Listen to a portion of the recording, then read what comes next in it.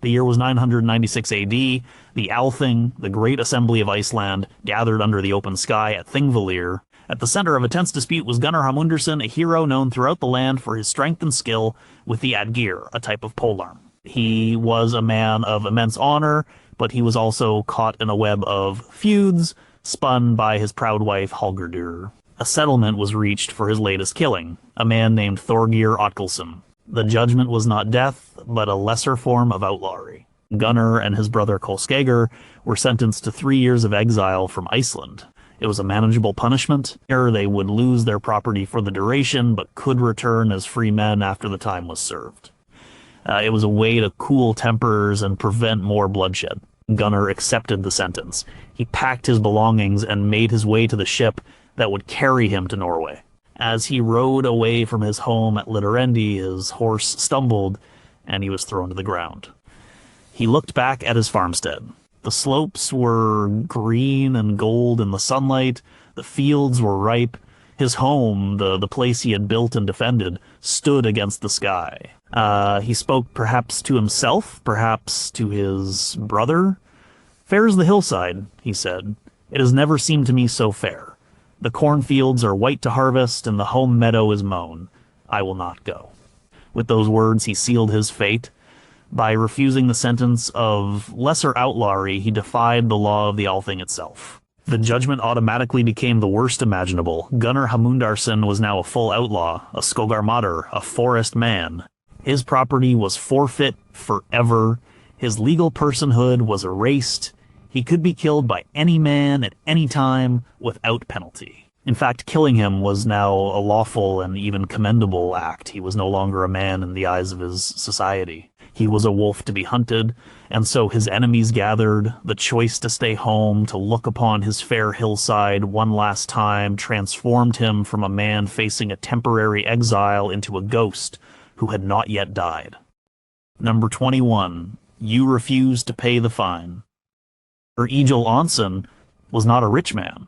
He lived in the Hordaland region of Norway around the year 890. His farm was small, mostly rock and thin soil that clung to the side of a fjord. He had 3 cows, a handful of sheep, and a son named Finn.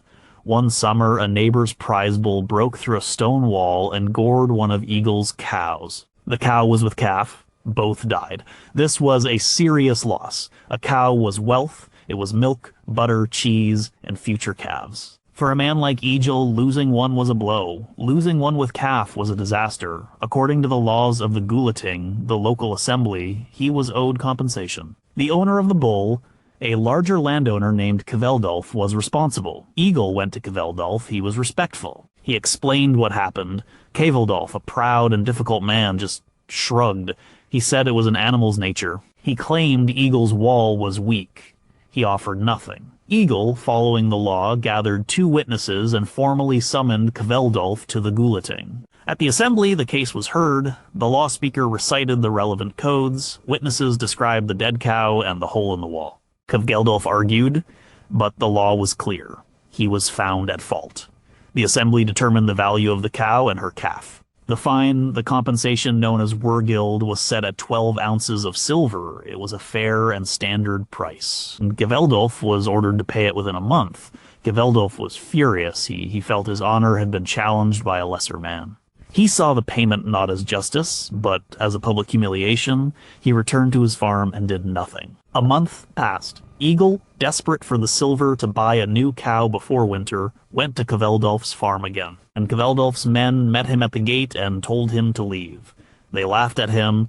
Egil had no choice. He went back to the Gulating at its next session. He brought forth his case again. This time it was not about a dead cow. It was about defying a lawful judgment of the assembly. This was an attack on the very fabric of their society. The law existed to stop endless cycles of violence. A man could not just ignore it because he was powerful or proud. The law speaker listened, the chieftains conferred. The judgment was swift and severe. Kveldolf, for his refusal to pay a lawfully imposed fine, was declared a lesser outlaw. This was called Fjordbogsgarder. He had to leave Norway for 3 years. His property would be held by his family, but he was stripped of his legal protection within the kingdom. If he was found in Norway after a certain date, any man could kill him. But Kveldolf was stubborn. Like Gunnar Hámundarson a century later, he refused to leave. He fortified his farm. He thought his wealth and men could protect him. He was wrong. The king's local representative, a man who had an old grudge against Kveldolf, saw his chance. He gathered 100 men. They were not there to collect the original 12 ounces of silver. They were there to enforce the law of the Gulating. They stormed Kveldolf's farm at dawn. His men were outnumbered. Kveldolf was killed in his own longhouse, a place that was supposed to be a sanctuary. His property was seized. His family was disgraced, all because he refused to pay for a dead cow. His pride cost him everything. It was a lesson for everyone. The law, backed by the community, was stronger than any one man. Ignoring it was a form of suicide. Number 20, you spoke a forbidden poem. The concept of honor was everything. A man's reputation was his most valuable possession, and the most powerful weapon against that reputation was words. Not just any words. There was a specific type of public insult called nid. It was a formal, often poetic, and deeply magical attack on a man's character. To accuse a man of cowardice, or more pointedly of being unmanly, was a crime so severe it often led to outlawry. Around 934 AD, the Icelandic poet and warrior Egil Skallagrímsson found himself in a bitter feud with King Eirik Bloodaxe of Norway and his powerful wife, Queen Gunhild. Egil had been declared an outlaw in Norway for killings he had committed there. He was a wanted man. But Egil was not one to let an insult go unanswered. He believed the king and queen had used sorcery against him and had unjustly seized his lands. He did not simply complain. He performed a formal act of nid. He landed on the island of Herdla in Norway. He went ashore and took a long hazel pole. He climbed to the top of a cliff that faced the mainland. There he performed a ritual. He took a horse's head, freshly severed, and fixed it to the top of the pole, its dead eyes pointing inland toward Eric's kingdom.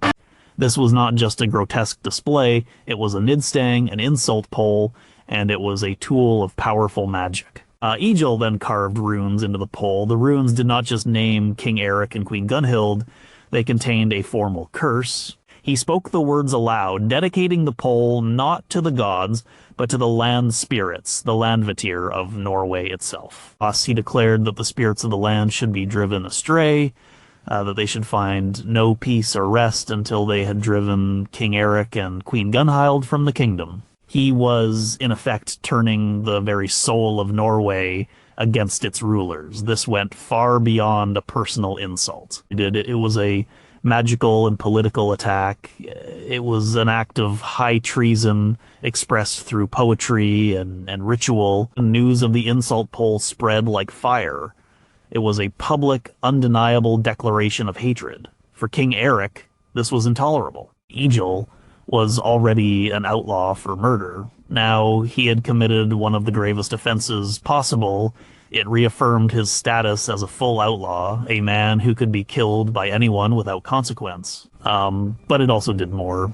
It made him an enemy of the entire kingdom. You know, anyone who helped him would be seen as a traitor. The power of this act was deeply felt. In the Viking mind, such a curse had real power. When Eric Bloodaxe was later driven from his throne and forced to flee Norway, many would have remembered Egil's horse head on a pole and believed his words had come true. The law against NID existed because words were not just sounds.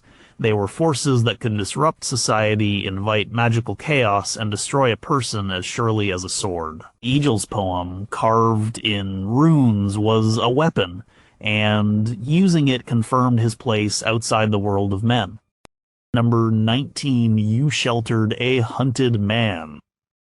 The system of outlawry was designed to isolate. An outlaw was cast out not just from legal protection, but from the community itself.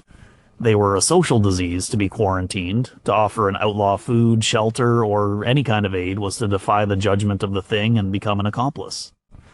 It was a crime that could make you an outlaw yourself. This was the great dilemma faced by many Icelanders during the long outlawry of Grettir Asmundarson. Grettir was declared an outlaw around the year 1016 for accidentally setting fire to a hall in Norway, killing the men inside. He was strong, brave, but also cursed with bad luck and a difficult temper. For nearly 20 years, he lived as a skogermader in the Icelandic wilderness, the longest period any outlaw was said to have survived. During those 2 decades, Grettir was constantly on the move. He lived in caves on remote islands and in the highlands. He was a ghost haunting the edges of society, but a man cannot survive for 20 years alone. He needed help. And sometimes he got it.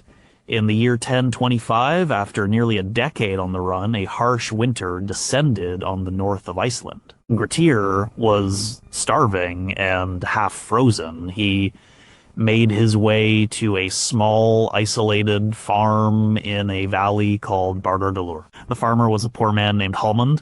Hallmund saw Grettir stumble towards his turf house, a giant of a man gaunt with hunger. He knew who it was. The price on Grettir's head was substantial. Turning him in would have made Hallmund a rich man. Killing him was perfectly legal. But Hallmund was a decent man. He saw not an outlaw, but a desperate human being. He took a great risk. He brought Grettir inside, gave him a bowl of hot porridge, and let him sleep by the fire. He sheltered him for 3 days until the worst of the storm passed. He gave Grettir a piece of dried fish and a skin of milk for his journey, and told no one. This was a profound act of illegal kindness. A few months later, a rival of Hallmund's, eager for his land, heard a rumor. He accused Hallmund at the local thing of harboring Grettir the outlaw. The charge was serious. A man named Thorbjorn, who was in charge of hunting Grettir in that district, brought the case. And Hallmund stood before the assembly. He did not deny it. He admitted he had given a starving man food and shelter for 3 nights. He argued it was a human duty.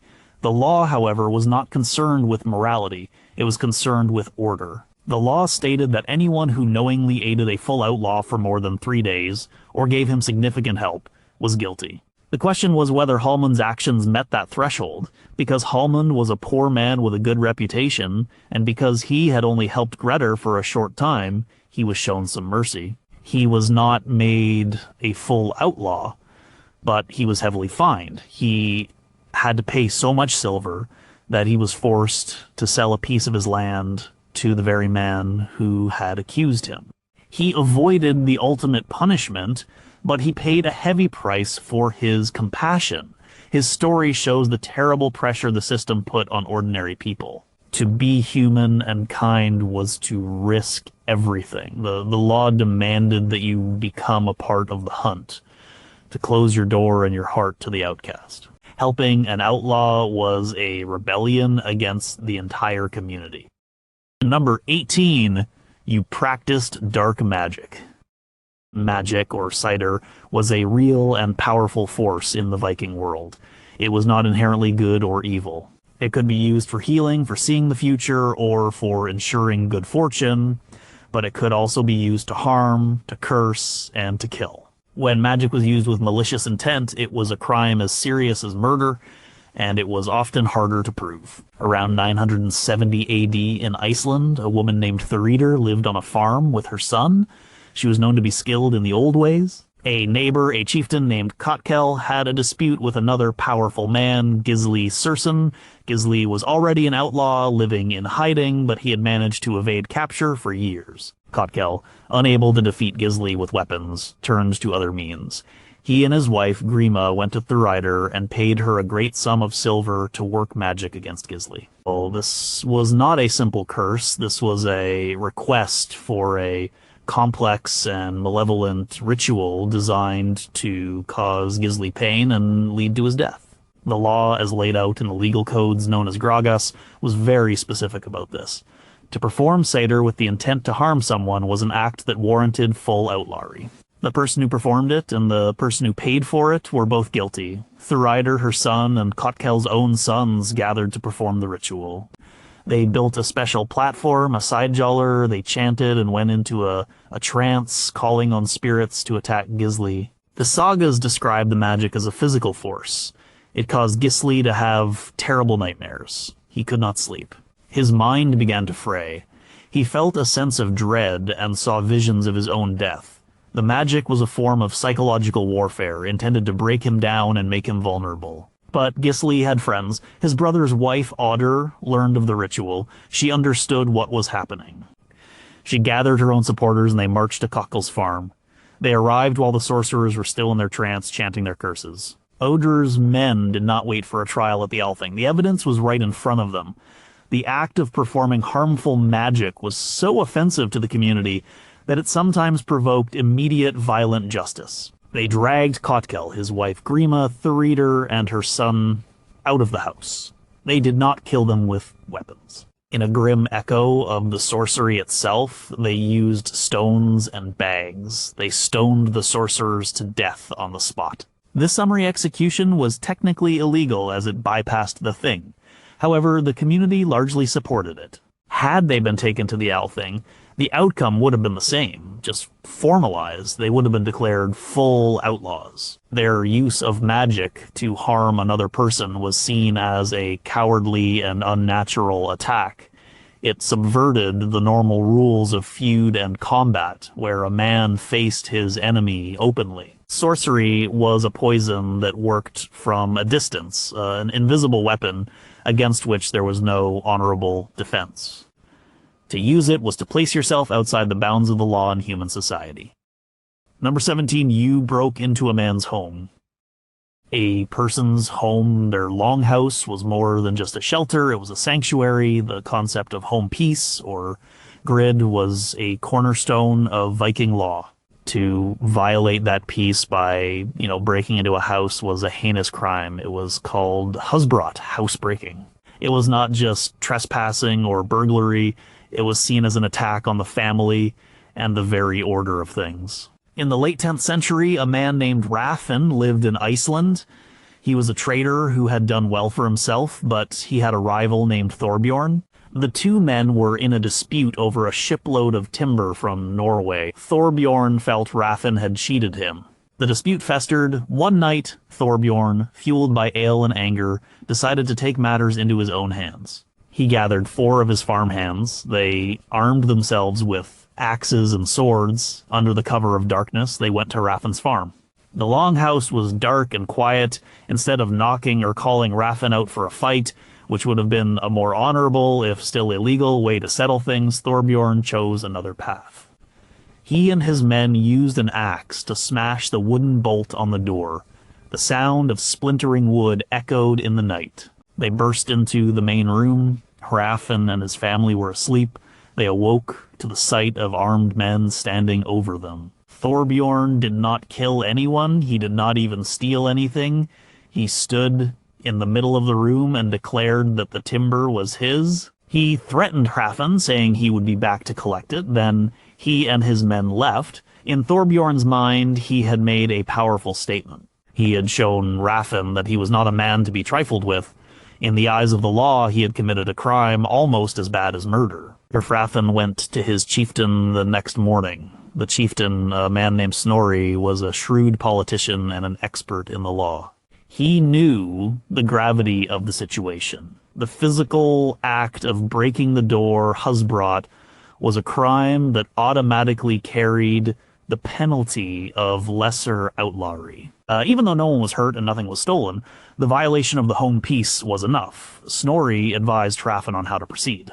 At the next Althing, Hrafn formally accused Thorbjorn. He brought witnesses. He even brought the splintered remains of his door bolt as evidence. Thorbjorn tried to argue that it was just a part of their ongoing dispute, but the law speaker was clear. The law did not care about the timber. It cared about the sanctity of the home. A man's house was his fortress. An attack on the house was an attack on the man and his family's right to exist safely. The judgment was passed. Thorbjorn and the 4 men who went with him were declared lesser outlaws. They were sentenced to 3 years of exile. Thorbjorn lost the timber dispute, and on top of that, he had to leave the country. He had let his anger lead him to commit a crime that struck at the heart of their society's values. By breaking Raffin's door, he had broken the trust that held their world together. The law responded by casting him out. On number 16, you stole a horse. Property was important, but not all property was equal. Stealing a sheep was a crime. Stealing a tool was a crime. But stealing a horse was a special kind of offense. A horse was not just an animal. It was a vital tool for transportation, a status symbol, and often a beloved companion. Horse theft was seen as a particularly low and dishonorable act, and it was punished with extreme prejudice. Consider the story of a man named Orm Storolfsson, a man of legendary strength who lived in Iceland around the year 1000. While Orm himself was not the thief, a story from his time illustrates the point perfectly. A young farmhand named Bjarni worked on a neighboring farm. He was known for being lazy and envious. He coveted the horse of a successful farmer named Ketil. Ketil's horse was a fine gray stallion, fast and strong, known throughout the district. One night, Bjarni snuck into Ketil's field. He untethered the gray stallion and led it away. His plan was to ride it to another part of the country and sell it. He thought he could get away with it. This was a foolish mistake. In a land with few roads and a small population, a distinctive horse was like a marked man. Ketil discovered the theft the next morning. He was enraged. He gathered his sons and neighbors. They did not need a lengthy investigation. They followed the tracks. Within a day, they had caught up to Bjarni. They found him trying to sell the horse at a small trading post. Well, they dragged Bjarni back to their home district. The law was absolutely clear on this. The Gragas, the Icelandic law code, treated horse theft as a major crime. It wasn't just about the value of the horse and silver. It was about the breach of trust and the disruption it caused. A man without a horse was severely limited in his ability to travel to the Thing, to trade, or to visit kin. Stealing a horse was like stealing a man's legs. At the local assembly, Ketil presented his case. Bjarni was there, bound and shamed. There was no defense. He had been caught with the horse. The judgment was swift. For the crime of horse theft, Bjarni was sentenced to full outlawry. He became a skogarmadur. He lost everything. All the meager property he owned was forfeit. He was driven from the farm where he worked.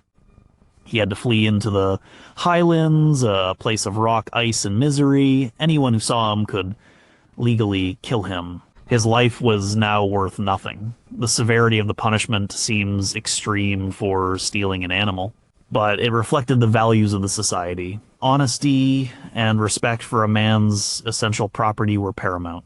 A horse was essential. To steal one was to prove you were not a trustworthy member of the community. You were a parasite, a person who lived by taking from others instead of by honest work. The law had no place for such people.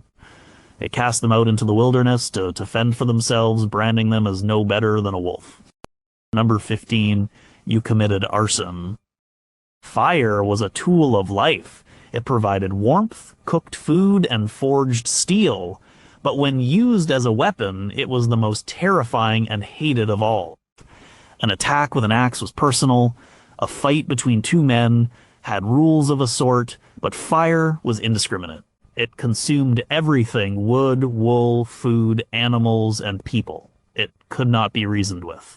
For this reason, arson, the act of deliberately burning down a man's home, was a crime that provoked a unique kind of horror and the harshest possible punishment. The most infamous case of arson in the Viking Age is the burning of Bergþórsvöll, the home of Egil Thorgeirsson, which took place in Iceland in 1011. This event is the climax of Njál's saga, a story of a long and bloody feud. Njál was a wise and respected law speaker, but his sons were hot-headed and had made many enemies. Their chief antagonist was a man named Flosi Thordarson. After Njál's sons killed Flosi's kinsman, Flosi gathered 100 men to seek revenge. They rode to Njál's farmstead at Bergþórsvöll. They surrounded the longhouse, but they did not call Njál's sons out to fight. They were afraid to face them in open combat. Instead, they chose fire. They piled kindling around the doors and set it alight.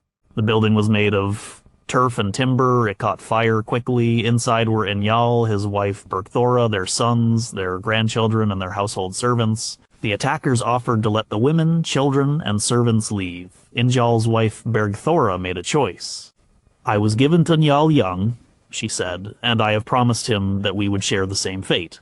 She chose to stay and die with her husband. Ingjal and his family were offered a chance to come out, but his sons knew they would be cut down. They chose to die in the house. The fire raged, the roof collapsed, nearly everyone inside perished. Only one of Njal's sons-in-law, Kari, managed to escape by leaping from the burning roof, his clothes on fire. The act of burning a family alive in their home horrified Iceland. This was not a feud, this was a massacre. And Kari, the survivor, dedicated the rest of his life to hunting down and killing the burners.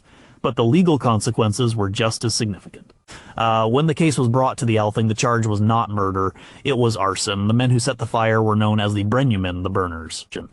The legal consensus was clear. Arson was an act so vile that it defied any normal compensation. There was no amount of silver that could pay for such a crime. The verdict was inevitable. Flosi and all the men who had participated in the burning were declared full outlaws. They were stripped of all property, all rights, and all protection. They were legally dead. They were hunted across Iceland. Many of them were killed by Kari. Others tried to flee the country only to have their ship wrecked. Flosi himself eventually made peace, but only after years of living as a marked man. The burning of Ingjald's home became a cautionary tale for generations. It showed that even a powerful chieftain, if he resorted to the cowardly and horrific weapon of fire, would face the full and unforgiving weight of the law. Arson was more than a crime, it was an act of chaos, and the society's only answer to it was to utterly expel the perpetrators. Number 14, you deserted your comrades in battle. Loyalty was the glue that held a Viking warband together. On a raid or in a shield wall, a man's life depended entirely on the man standing next to him. They were a unit, a brotherhood forged in shared danger. To break that bond, to flee from a fight and leave your comrades to die, was the ultimate act of cowardice and betrayal. It was a stain on a man's honor that could never be washed away, and it often had legal consequences. The Battle of Svolder, fought in the Baltic Sea in the year 999 or 1000, was a massive naval engagement. On one side was King Olaf Tryggvason of Norway with his fleet of 11 ships. On the other was a combined force of Swedes, Danes, and the men of the Jarl of Lade, a Norwegian rival. And King Olaf was ambushed and vastly outnumbered. His flagship, the legendary longship Ormen Lang, or Long Serpent, was the last to fall. The battle was fierce. Men fought from ship to ship. The Long Serpent was surrounded. One of the men fighting alongside King Olaf was a chieftain named Einar Thumbarskelf. He was a young man, but already famous as the best archer in Norway. As the battle raged, Einar drew his great bow and shot an arrow that nearly killed the enemy leader, Jarl Eirik. Eirik ordered one of his own archers to shoot Einar. The first arrow hit Einar's bow, splitting it in two with a loud crack that was said to be heard across the fleet. King Olaf saw it happen and called out, "What broke with such a noise?" Einar replied, "Norway, my king, from your hands." The king tossed Einar his own bow, but Einar found it too weak. He threw it away and picked up his sword and shield, fighting on. He fought until the end, when King Olaf, seeing the battle was lost, leaped overboard in his full armor, and was never seen again. Einar was captured, but his life was spared by Jarl Erik, who was impressed by his courage. But not all men on the Norwegian ships were like Einar. The saga tells of another chieftain, Thorkel Lera. When he saw that the battle was turning against them, that the enemy was overwhelming their ships, his courage failed him. He threw down his sword. He abandoned his post in the shield wall on his ship, leaving a gap for the enemy to exploit. He leaped onto an enemy ship that was already pulling away and surrendered. He saved his own life, but at the cost of his honor and the lives of the men he left behind. After the battle, word of his desertion spread. While there was no formal Althing at sea, the judgment of his peers was swift and absolute. As he was branded a Nidinger, a vile, honorless man. When he eventually made his way back to Norway, he was a social outcast. No one would trade with him. No chieftain would accept him into their service. His own family was shamed.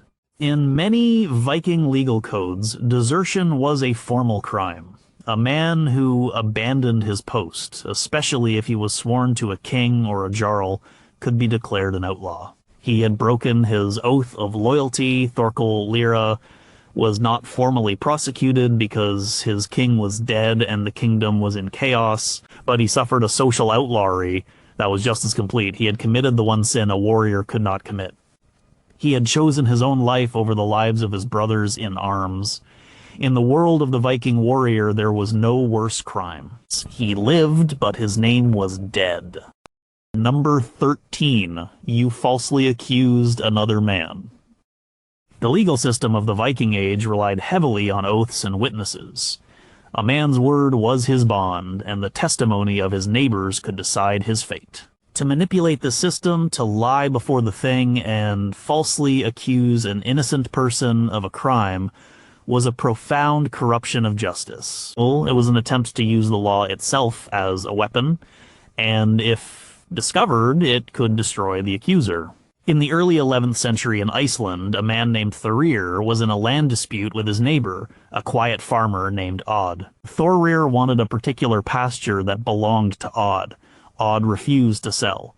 Thorir, being a man of cunning and few morals, decided to acquire the land by other means. He knew that the most serious crimes were the ones that led to outlawry. He devised a plan. One night, he took one of his own sheep, led it into a secluded gully, and killed it. Then, he took a knife that belonged to Odd, which he had stolen from Odd's workshop a week earlier. He used Odd's knife to make a few more cuts on the dead sheep. He left the knife there, covered lightly with dirt. A few days later, Thorir went to the local chieftain. He claimed that Odd was a sheep thief. He said one of his best ewes was missing. He led a search party to the gully where they conveniently discovered the sheep's carcass and Odd's knife. Theft of livestock was a serious charge. It was a crime of outlawry. Odd was formally summoned to the Althing. He was shocked and terrified. He swore his innocence. He said his knife had been missing for weeks, but the evidence seemed strong. Thorir brought several of his kinsmen to swear oaths supporting his claim. It looked very bad for Odd. He was a man with few powerful friends, and he was on the verge of being declared an outlaw, losing his land, his rights, and possibly his life. But Odd had one thing on his side, a good reputation. The law speaker at the Thing, a man known for his wisdom, was suspicious. Thorir was known to be greedy. It seemed too convenient. He allowed one of Odd's kinsmen, a young man, to ask some questions. The young man asked Thorir to describe the sheep that was stolen. Thorir gave a detailed description. The young man then asked Thorir's shepherd to describe the sheep. The shepherd, not having been coached on the details, gave a slightly different description. The young man then pointed out that the gully where the sheep was found was wet and boggy, but the fleece on the dead sheep was perfectly clean and dry, as if it had been carried there. The case began to fall apart. Under the pressure of questioning, one of Thorir's own kinsmen admitted that he had not actually seen Odd near the sheep. He had only sworn the oath because Thorir had asked him to. This was perjury. The mood of the assembly turned against Thorir. The law speaker declared that there was strong evidence that Thorir had not only lied, but had fabricated the entire crime. The charge was now reversed. It was Thorir who stood accused. The crime was twofold perjury, lying under oath at the Thing and bringing a false and malicious prosecution against an innocent man. The penalty for such an act was as severe as the penalty for the crime he had falsely alleged. Since sheep theft could lead to outlawry, so could falsely accusing someone of it. The assembly found Thorir guilty. He was declared a lesser outlaw and sentenced to 3 years of exile. And in an act of perfect justice, the disputed pasture he had coveted was awarded to Odd as compensation. Thorir had tried to use the law as a sword, and he had fallen on it himself. For number 12, you ignored a summons to the Thing. The Thing, or Assembly, was the heart of the Viking legal and political world. It was where laws were made, disputes were settled, and judgments were passed. Attendance was not just a right, it was a duty. When a man was legally summoned to the Thing to answer a charge, his appearance was mandatory. To ignore a lawful summons was not just rude, it was an act of contempt against the entire legal system. It was a declaration that you considered yourself above the law. Around the year 985, a dispute arose in the west of Iceland between two chieftains, Thorstein and Einar. It began over a beached whale. Both men claimed the rights to it. Their farm hands came to blows on the beach. One of Einar's men was killed. Thorstein, as the leader of his group, was legally responsible for the death. Einar, following proper procedure, gathered 9 of his neighbors as witnesses. They rode to Thorstein's farm. This was the formal act of summoning. They stood before his door and legally summoned him to the Althing to face a charge of manslaughter. Thorstein was a proud and arrogant man. He felt the dead man had gotten what he deserved. He stood in his doorway and laughed at the summons party. He told them he would not be coming to the Althing. He said he did not recognize their authority to judge him. He told them to get off his land. This was a colossal mistake. By refusing the summons, Thorstein escalated the conflict from a case of manslaughter, which could likely have been settled with a payment of silver, into a direct challenge to the law itself. Einar and his witnesses documented the refusal. At the Althing that summer, Einar brought his case forward. But the first charge he made was not about the killing. It was about the failure to appear. He and his 9 witnesses swore oaths that Thorstein had been lawfully summoned and had openly defied it. The law on this was unambiguous. A man who refused a summons for a major case was, in effect, admitting his guilt and declaring himself an enemy of the legal order. The assembly did not even need to hear the details of the manslaughter case. The act of defiance was crime enough. The law speaker declared Thorstein an outlaw. Because the original charge was manslaughter, a serious crime, the penalty was full outlawry. He was to be a skogarmaður. His property was declared forfeit. His chieftaincy was void. When the news reached Thorstein, he was stunned. He had thought his power and influence would protect him. He tried to rally his supporters, but many abandoned him. They might have supported him in a feud, but they would not support a man who had spit on the Althing. To do so would put them in danger as well.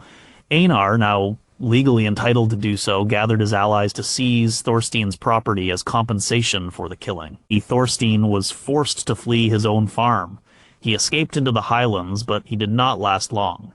That winter, he was hunted down by Einar's kinsmen and killed. His story became a lesson. No man was so powerful that he could simply ignore the law. The summons was not an invitation. It was a command. And the price for ignoring it was to be cast out from the world of law and men. Number 11. You betrayed your Jarl. In the hierarchical society of Norway, Denmark, and Sweden, loyalty to one's chieftain or Jarl was a sacred duty. A warrior swore oaths to follow his leader, to fight for him, and to protect him. This bond was the foundation of military and political power.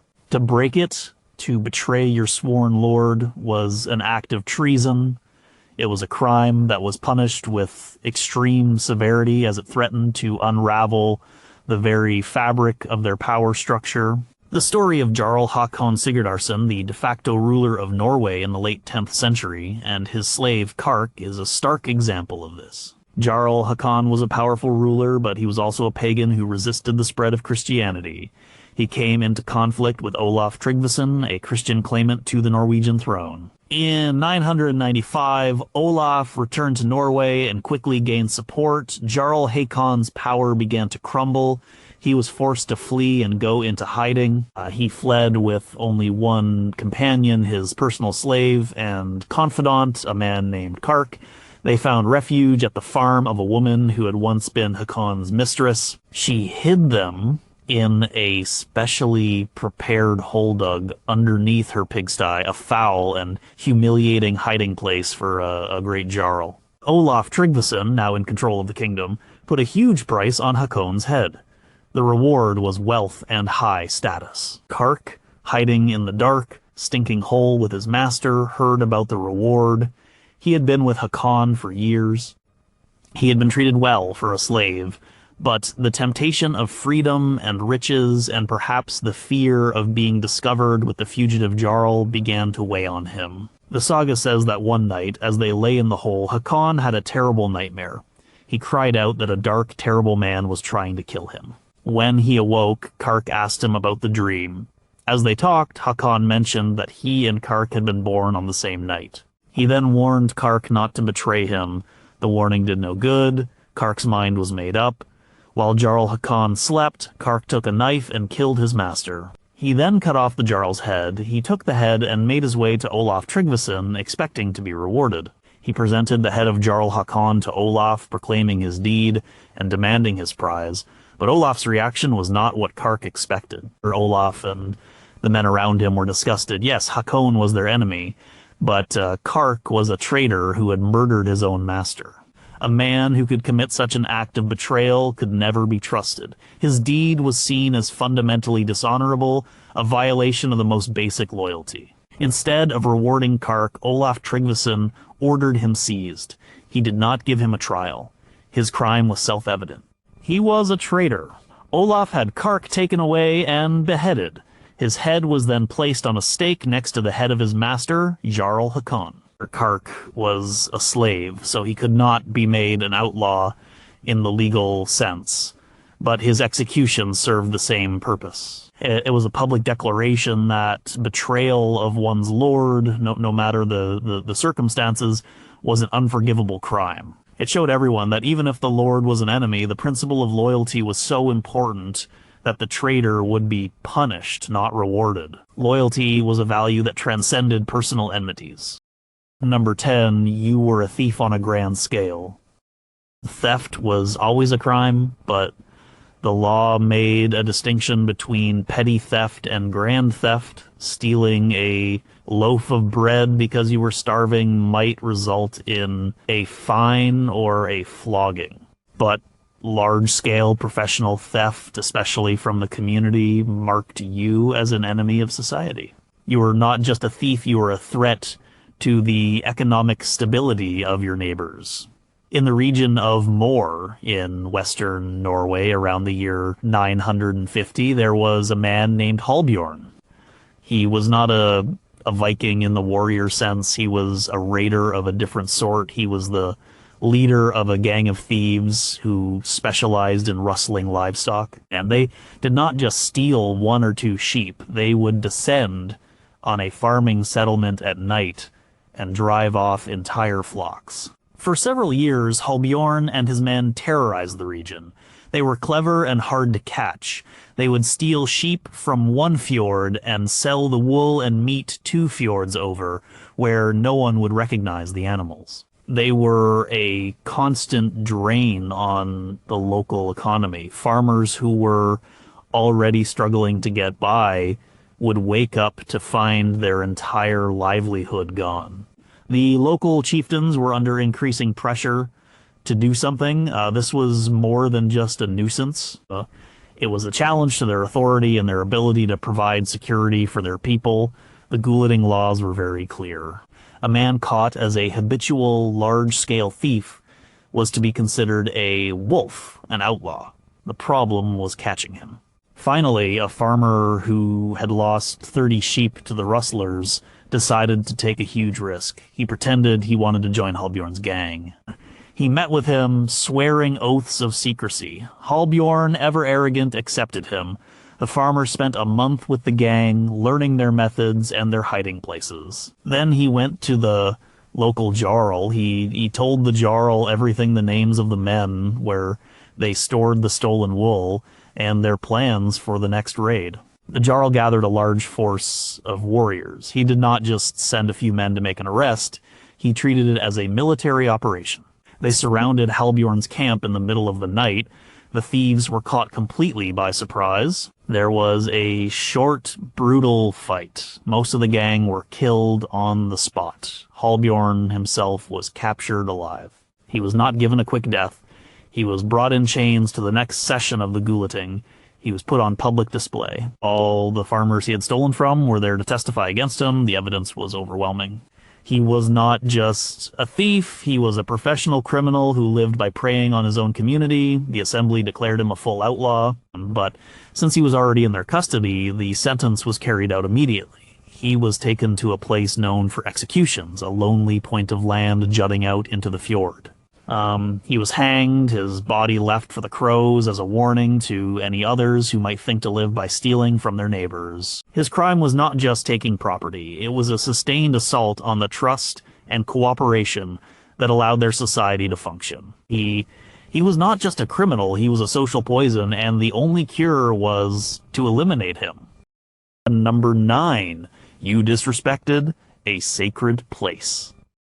The pre-Christian Norse world was filled with sacred places. There were holy groves, horg, temples, hof, and burial mounds, hogr, that were considered the dwelling places of gods, spirits, or revered ancestors. These sites were protected by a powerful taboo. To violate them, to steal from them, or to show disrespect within them was a religious crime as well as a legal one. It was an act that could bring the wrath of both the gods and the community down on your head. In the late 10th century, before Iceland officially converted to Christianity, a temple dedicated to the god Freyr stood in the Vaumsfjordur region. The temple was maintained by a local chieftain who also served as the godi, or priest. Inside the temple were wooden statues of the gods and a sacred silver ring on an altar upon which oaths were sworn.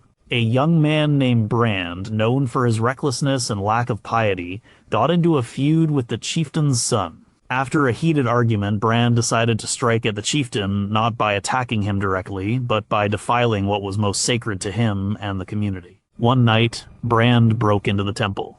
The door was not locked. Such a place was protected by fear and reverence, not by bolts. Inside, he did not just steal. He committed acts of pure desecration. He knocked over the statues of the gods. He took the sacred ring from the altar. Then, as a final act of contempt, he relieved himself on the altar itself. He then set a small fire, not to burn the temple down, but to scorch the interior and leave the smell of smoke as a sign of his violation. The next day, the chieftain discovered the sacrilege. The community was thrown into an uproar. This was not a simple crime. It was a direct insult to the gods and a pollution of a holy site.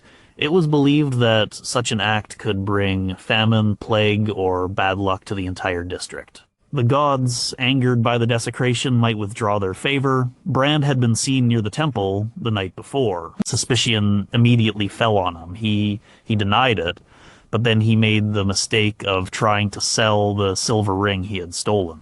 The ring was unique and instantly recognizable. The chieftain, acting as both the victim and the religious authority, brought the case to the local thing.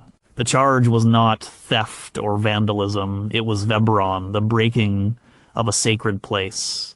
The evidence was undeniable. The community's fear and anger were palpable. The judgment was the most severe possible. Brand was declared a Vargriveum, a wolf in the sacred places. This was a special and ancient term for an outlaw whose crimes were of a religious nature. It meant he was not just an enemy of men, but an enemy of the gods. He was utterly cast out. He could be killed by anyone, anywhere. There was no sanctuary for him, not even in another temple. He was considered permanently unclean. Brand fled, but he did not get far. A group of men from the community, believing they were carrying out a divine as well as a legal sentence, hunted him down. They killed him and left his body in an unmarked grave in the wilderness. They had to restore the balance. The desecration had created a tear in the fabric of their world, and the only way to mend it was to completely erase the man who had caused it. Number 8. You maimed a man in a way that disgraced him.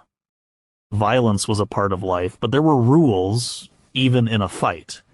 A wound from a sword in a fair fight was one thing, but to deliberately inflict a wound that was not just painful but shaming was a different category of crime. Viking law recognized that some injuries were worse than others, not because they were more deadly, but because they stripped a man of his dignity and honor.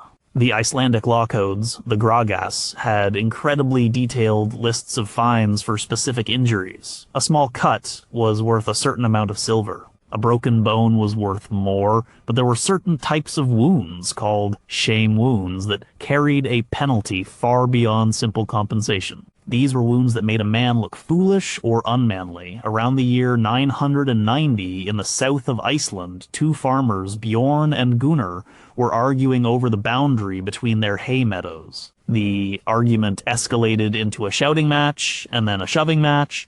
They were not trying to kill each other, but they were both proud men. During the scuffle, Bjorn, who was the larger man, managed to get Gunnar on the ground. Instead of just punching him or letting him up, Bjorn decided to humiliate him. He drew his knife. He did not stab Gunnar. Instead, he deliberately cut off the tip of Gunnar's nose. Then he sheared off one of his eyebrows. He then let Gunnar up, laughing. Gunnar was not seriously injured. The wounds would heal, but he was permanently disfigured in a way that was considered comical and shameful. Every time someone looked at him for the rest of his life, they would see the mark of his humiliation. He could not hide the missing tip of his nose. Gunnar went home filled with a rage that was deeper than any pain. This was an insult carved into his flesh. He went to his kinsmen and showed them what had been done. They understood immediately. This was not a simple assault. This was an attack on Gunnar's honor. At the next Althing, Gunnar brought a case against Bjorn. The law was very specific. The code had a section for wounds that made a man look worse. Cutting off a nose, an ear, or an eyebrow, or knocking out front teeth fell into this category. The fine for these injuries was much higher than for a clean wound, like a cut on the arm, even if the arm cut was more severe. But because Bjorn had done it with such clear intent to shame Gunnar, and because he had done it while Gunnar was helpless on the ground, the assembly decided that a simple fine was not enough.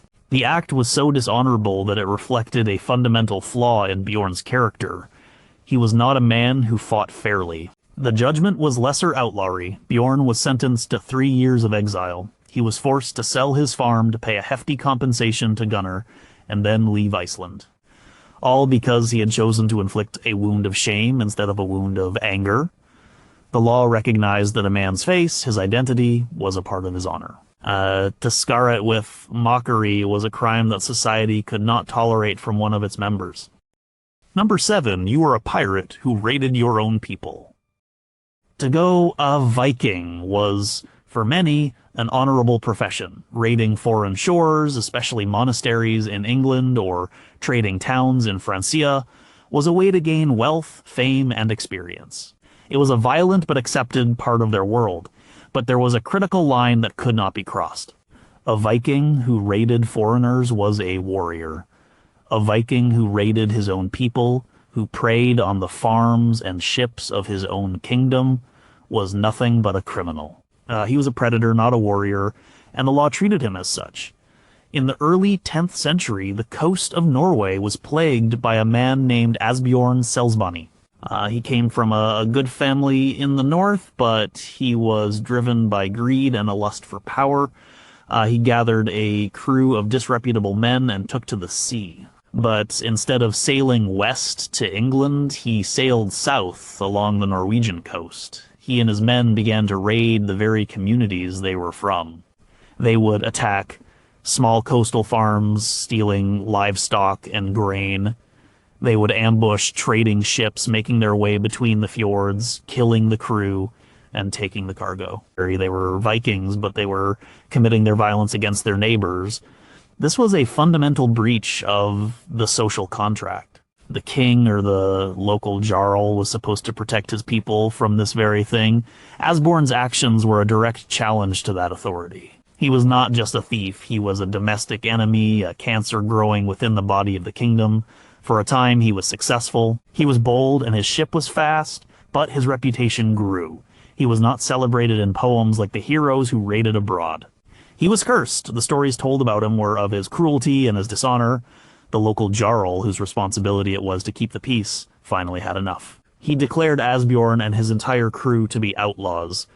This was not a judgment made at the Gulating after a formal summons. It was a military and political declaration. Asbjorn was now an enemy of the state.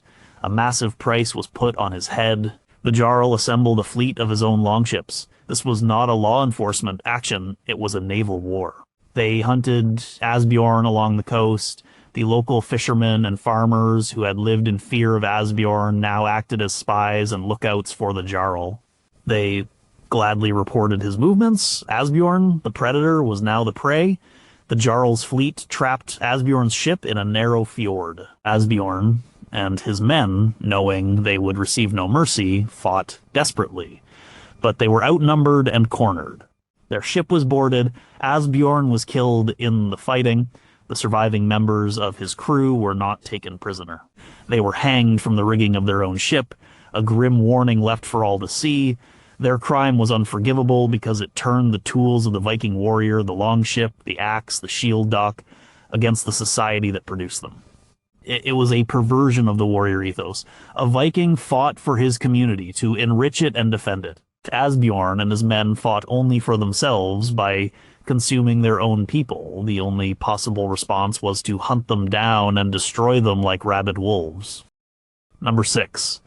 You poisoned someone. Of all the ways to kill a person, poison was considered the most cowardly and despicable. It was the weapon of assassins, not warriors. A proper fight was face-to-face. It involved strength, skill, and courage. Even an ambush with an axe from behind a tree had a certain directness to it. And poison was different. It was secret, slow, and unnatural.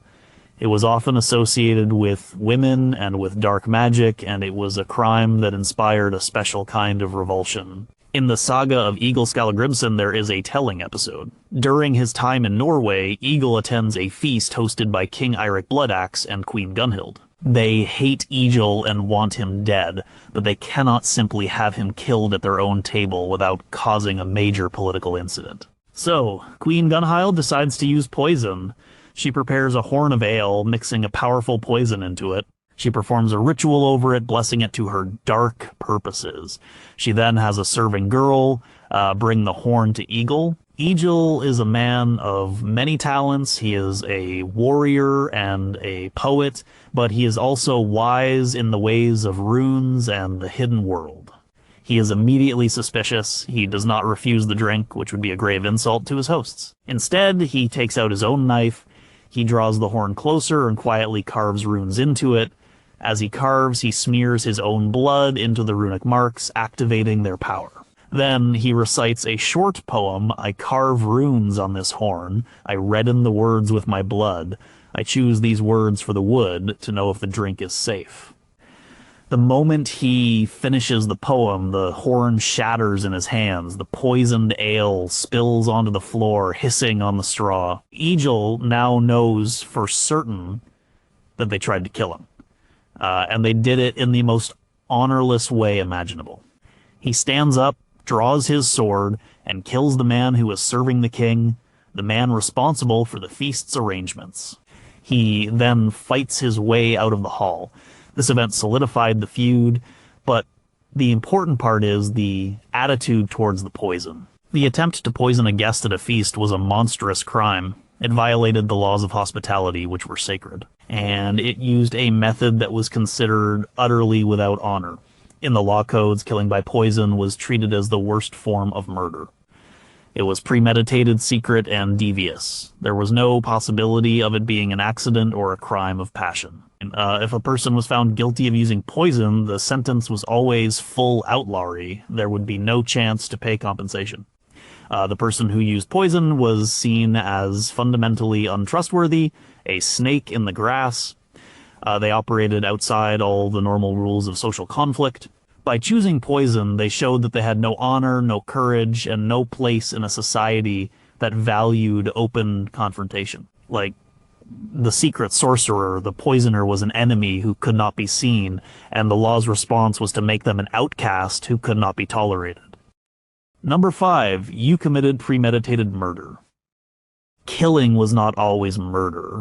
In a society of feuds and sensitive honor, killings happened. There was a legal category for manslaughter vig, which was a killing done in the heat of the moment, in a fair fight, or as part of an ongoing, recognized feud. While still illegal, manslaughter could often be settled by paying a large sum of silver, the wergild, to the family of the deceased. This restored the balance and prevented further violence, but there was another kind of killing mord. This word did not just mean murder as we use it. It had a very specific legal meaning. It meant a secret killing. It was a killing where the perpetrator tried to hide the body and conceal his identity. This was considered far worse than an open killing. A man who killed another in a fight and then immediately went to the nearest farm and announced what he had done was acting honorably, even if illegally. A man who killed someone in secret and dumped the body in a bog was an assassin, a coward. This was mord, and it was a crime of full outlawry. Around the year 1020 in Iceland, a man named Gest went missing. He was a trader who had recently returned from a trip to Ireland with a great deal of silver and fine cloth. He was last seen heading home from the trading booths at the Althing. He never arrived. His kinsmen searched for him for weeks. There was no sign. Foul play was suspected. Suspicion fell on two brothers, Greimer and Helgi. They were known to be poor and envious, and they had been seen speaking with Gest at the Thing. But there was no proof. Months passed. Winter came and went. The following spring, a shepherd was looking for lost sheep in a remote lava field. In a deep crevasse, hidden under a pile of rocks, he found Gest's body. The man's skull had been crushed from behind. This was the proof that was needed. This was not a fight. This was an ambush and a secret killing. This was mord. Gest's family, led by his powerful brother-in-law, brought the case to the Althing. They accused Grimmer and Helgi. The brothers denied everything, but the evidence was damning. A piece of fine Irish cloth, identical to the cloth Gest was known to have, had been found in their possession. They claimed they had bought it, but they could not name the seller. The key to the prosecution was the nature of the crime. The accusers did not just have to prove that the brothers had killed Gest. They had to prove that they had done it secretly and with the intent to conceal it. The location and condition of the body were the most important pieces of evidence. He was killed from behind, unawares. He was hidden in a crevasse. This was the legal definition of mord. The assembly found Grimmer and Helgi guilty. Because the crime was mord, there was no possibility of paying compensation. The verdict was automatic full outlawry. They were declared skogarmadur, their small farm, and all their possessions were confiscated and given to Gest's family as a partial restitution. The two brothers knew what this meant. They fled the assembly before the verdict was even formally announced. They ran for the Highlands, the great barren interior of Iceland. They were now hunted men. Anyone who found them could kill them and claim a reward. First, they had not just taken a life, they had done it in a way that violated the Viking code of open confrontation. They had acted like cowards and assassins, and for that, society cast them out completely. Number 4, you broke a settlement made at the Thing. The Thing was the ultimate arbiter of disputes. When two parties brought their case before the assembly and a judgment was passed or a settlement was brokered, that decision was supposed to be final. It was a legally binding resolution designed to end a feud and restore peace. To accept a settlement and then go back on your word was a grave offense. It showed contempt for the law and proved you were an untrustworthy person with whom no agreement could ever be made. The story of the sons of Droplog, who lived in the east of Iceland around the year 1000, is a perfect example. Droplog's two sons, Helgi and Grimur, were in a long and bitter feud with a powerful chieftain named Helgi Asbjarnarson. The feud had involved killings on both sides. Finally, other chieftains intervened. They did not want the east of Iceland to be torn apart by this endless violence. They brought both parties to the local thing and spent days negotiating a settlement. An agreement was finally reached. Helgi Asbjarnarson would pay a large sum of silver to Droplog's sons for their kinsmen who had been killed. In return, Droplog's sons would swear a solemn oath to end the feud and keep the peace. The silver was paid. The oaths were sworn on a sacred ring before the entire assembly. The feud was officially over. The chieftains who brokered the deal acted as guarantors. But Droplog's sons were not satisfied. They felt the settlement did not fully restore their honor. They took the silver, but they still held a grudge. A few months after the thing, they saw their chance. They learned that Helgi Asbjarnarson was staying at a remote summer pasture with only a few men. In defiance of their solemn oath, they gathered their supporters, rode to the pasture, and attacked Helgi Asbjarnarson in his sleep.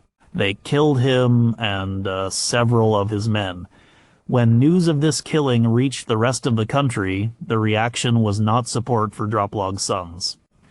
It was outrage. They had not just killed a man, they had broken a legally brokered peace. They had sworn an oath before the entire community and then spat on it. They had taken the compensation money and still committed the murder. This was an act of profound bad faith. The chieftains who had guaranteed the settlement were now honor-bound to act. Their own reputations were on the line. They had given their word that the peace would hold. At the next Althing, they brought the case themselves.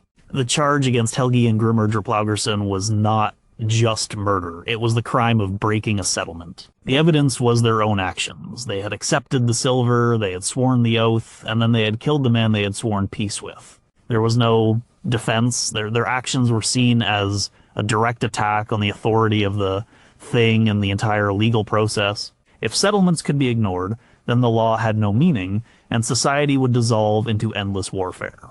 The judgment was the most severe possible. Both brothers were declared full outlaws. They were hunted down. One of the brothers, Helgi, was trapped on a sea stack, a rocky pillar off the coast, and killed.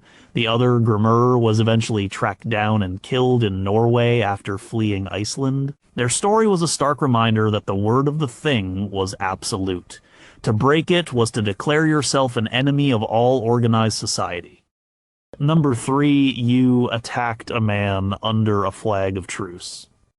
And hospitality and safe passage were concepts protected by powerful social and legal rules.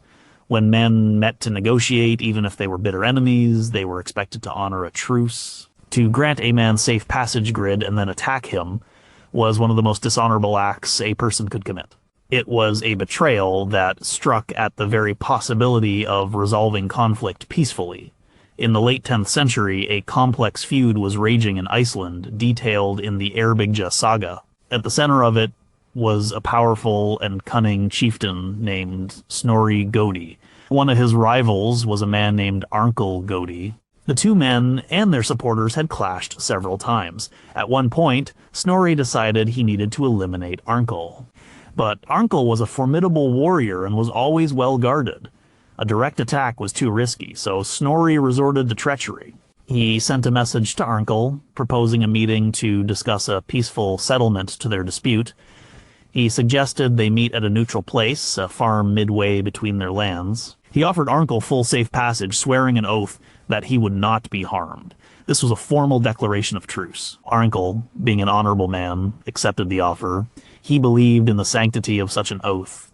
He rode to the meeting place with only 2 companions, as a sign of his good faith. He was coming to talk, not to fight, but Snorri had no intention of talking. He had laid an ambush. He and a large group of his armed followers were hiding near the meeting place. When Arnkell and his 2 companions arrived, Snorri and his men burst from their hiding places and surrounded them. And Arnkell realized he had been betrayed. He and his men defended themselves bravely, but they were hopelessly outnumbered. No, they were all killed. Snorri had achieved his goal. He had eliminated his rival, but the way he did it sent shockwaves through the community. He had not just killed a man. He had violated a sacred truce. He had used the promise of peace as a weapon. Legally, Snorri was now in a very dangerous position. The killing itself could be argued as part of a feud, but the betrayal, the breaking of the truce, was a separate and more serious crime. Arnkell's kinsmen brought the case to the Althing. They did not just accuse Snorri of killing Arnkell. They accused him of treason Gridnidinger, of being a truce breaker. Snorri was a master of the law and a powerful politician. He used all of his influence and legal maneuvering to defend himself. He argued that Arnkell was a dangerous man and that his actions were necessary. He paid huge bribes to other chieftains to support him. In the end, Snorri's power and influence allowed him to escape the full penalty of outlawry. He was forced to pay an enormous wergild, a sum so large it nearly bankrupted him. He managed to turn a crime of outlawry into a fine, but only because he was one of the most powerful men in the country.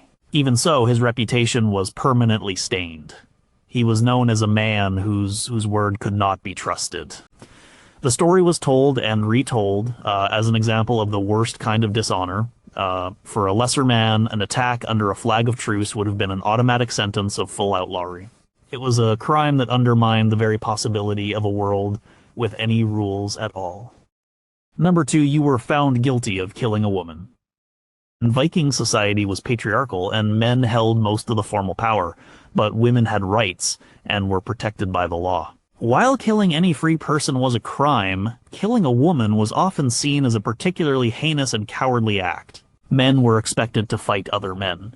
To turn a weapon on a woman who was not a part of the world of feuding and combat was deeply dishonorable. The law codes reflected this, while the wergild or mon price for a woman might sometimes be calculated as half that of a man of similar status. The social shame and the legal consequences for the killer could be far more severe, especially depending on the circumstances. Around 965 AD in Iceland, a man named Rap was causing a great deal of trouble.